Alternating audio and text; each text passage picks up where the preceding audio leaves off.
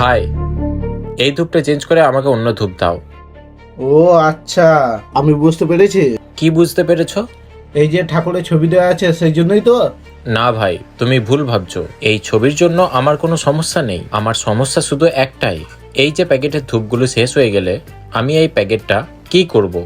কি আর করবে, ফেলে দেবে। ও আচ্ছা, কোথায় ফেলবো? ডাস্টবিনে নাকি রাস্তায়? কি ভাই, চুপ হয়ে গেলে কেন?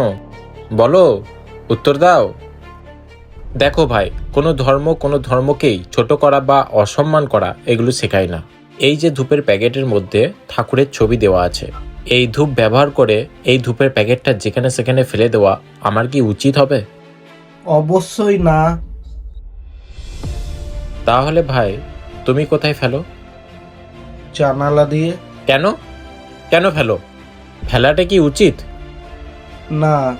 তাহলে আমরা এই ধূপের প্যাকেট ব্যবহার করে যেখানে সেখানে ফেলে দিই, আর সেই ধূপের প্যাকেট মানুষের পায়ের তলায় এসে পড়ে। এটা কি ঠিক?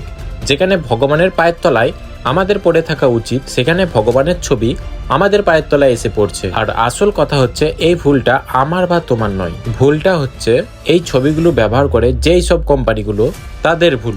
হ্যাঁ ভাই, তুমি তো ঠিকই বলেছো। আমার একটা প্রশ্ন ছিল তোমার কাছে। হ্যাঁ বলো, কি প্রশ্ন? এখন তো মার্কেটে বেশ কয়েকটা ধূপের মধ্যে এই ধূপটাই বেশি বিক্রি হয় আর সব থেকে বেশি সেল হয়। তাহলে কি এই ধূপটা আমি বিক্রি করা বন্ধ করে দেবো? না, আগে বন্ধ করবে না। প্রথম, মার্কেটে এরকম ছবি যতগুলো কোম্পানি ব্যবহার করে ততগুলো কোম্পানিকে তুমি আগে কমপ্লেন করবে, যাতে তারা পরবর্তীতে এই ছবি আর ব্যবহার না করে। আর যদি তারা ছবি ব্যবহার করা বন্ধ না করে, তখন তুমি এরকম যতগুলো কোম্পানি ছবি ব্যবহার করবে ততগুলো কোম্পানির প্রোডাক্ট বা মাল তুমি পারচেস করবে না বা বিক্রয় করবে না। আর এরকম মার্কেটে তোমার মতো যদি বেশ কিছু দোকানদার বিক্রি করা বন্ধ করে না, তাহলে সমস্ত কোম্পানিগুলো এই ভগবানের ছবি ব্যবহার করা একদিন বন্ধ করতে বাধ্য হবে। হ্যাঁ ভাই, তুমি ঠিকই বলেছো।